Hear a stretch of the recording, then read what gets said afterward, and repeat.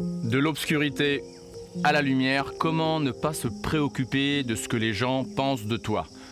On en parle maintenant. Salut, bienvenue, je m'appelle Cyril Vorer et si tu es ici pour la première fois et si tu t'intéresses à la spiritualité, à la réincarnation, à la nourriture à base de plantes, etc. Eh bien, commence aujourd'hui en t'abonnant à cette chaîne pour que tu ne rates rien. Avant de parler de comment ne pas se préoccuper de ce que les gens pensent de nous, il faut peut-être se poser la question, est-ce qu'on devrait se préoccuper de ce que les gens pensent de nous? Parfois, jamais, toujours. Il y a deux extrêmes. Donc je vais parler juste un tout petit peu de ça avant de rentrer dans les trois principes de comment ne pas se préoccuper de ce que les gens pensent de nous. Un extrême, c'est de dire ouais, je m'en fiche absolument de ce que tout le monde pense de moi. L'autre extrême, c'est de penser je me préoccupe de ce que tout le monde pense de moi. Il faut que tu fasses la part des choses.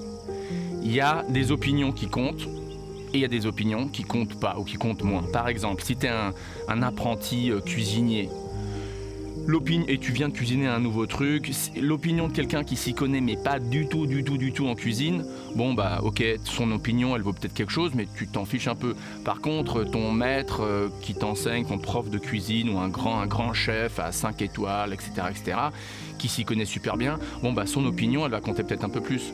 Donc dans ta vie, tu dois établir qui sont les gens que tu respectes et qui sont les gens dont les opinions tu respectes.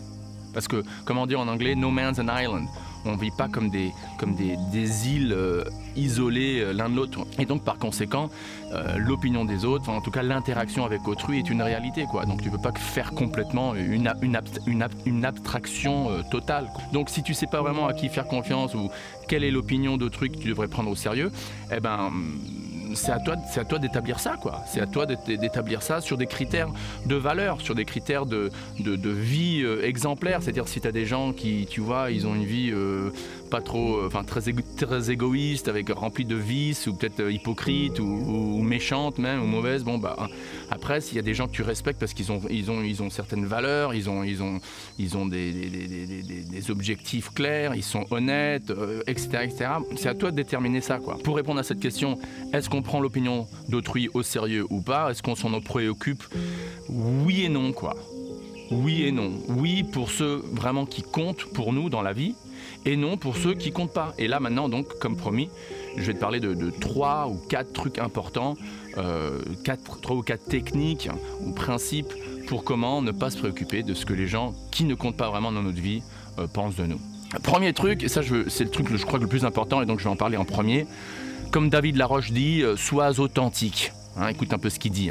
Il n'y a rien de pire en fait que de vouloir ressembler à quelqu'un d'autre. Parce que dès lors que j'essaye d'être quelqu'un d'autre, je suis plus moi-même. Et quand je suis plus moi-même, je suis plus avec les autres. Donc je suis ni avec moi, ni avec les autres. Et quand on est authentique, on se fait le cadeau d'attirer des gens qui vont nous aimer pour qui on est et nous détester pour qui on est. Alors que si je suis pas moi-même, il y a des gens qui vont aimer quelqu'un que je suis pas et peut-être détester quelqu'un que je suis pas.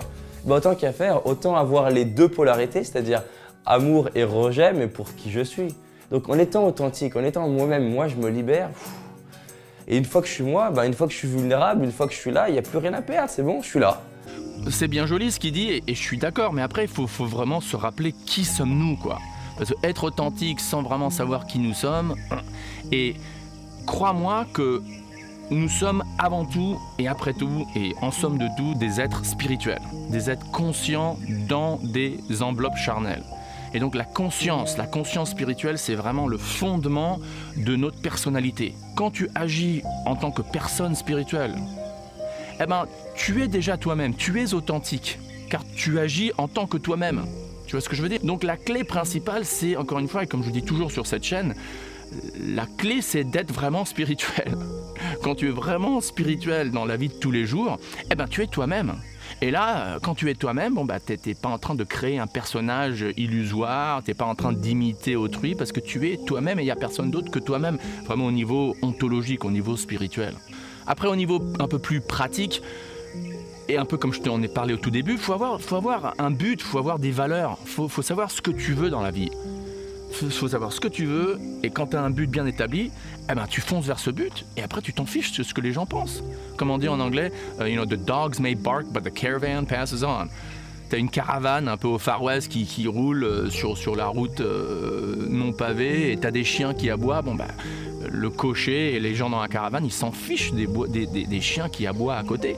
Parce que la caravane, elle va où elle va et t'as beau avoir des chiens qui aboient. Donc, sache où tu vas, quel est ton but dans la vie et sache aussi quelles sont tes valeurs, quoi. Quand tu as des valeurs très claires, bon, bah, à ce moment-là, tu sais ce que tu fais, tu traces, quoi. Et tu acceptes l'opinion d'autrui basée sur si ça coïncide, oui ou non, avec ton but et avec tes valeurs. Si ça ne coïncide pas, tu t'en fiches. Un autre petit point un peu pratique, rappelle-toi, ultimement, chacun vit sa propre vie. Chacun vit sa propre vie, chacun vole son propre avion, chacun navigue son propre bateau. Il y a la mort à la fin. Et donc, les résultats de ta vie, de ce que tu fais, des actions, c'est toi qui vas les avaler, c'est toi qui vas les expérimenter, ces résultats, pas autrui. Les gens ont beau dire ce qu'ils veulent de toi, mais ultimement, c'est ton navire, c'est ton bateau, c'est ton avion. Et donc, encore une fois, ce que les gens pensent de toi, bon, bah, c'est vraiment secondaire parce que c'est pas eux qui vont expérimenter le résultat de tes actions, c'est toi et personne d'autre, quoi. Donc quand tu te rappelles de ça, bon, bah, et finalement un truc similaire à ce que j'ai dit un peu avant, mais quand même distinct, rappelle-toi que tu as ton propre destin. Tu as ton propre destin, chacun a son propre destin, si tu veux utiliser un mot asiatique, chacun a son karma, quoi. Donc, chacun a son karma et chacun a sa raison d'être et chacun a sa destinée au niveau karmique, si tu veux. Et donc, encore une fois, ça se mélange pas, quoi.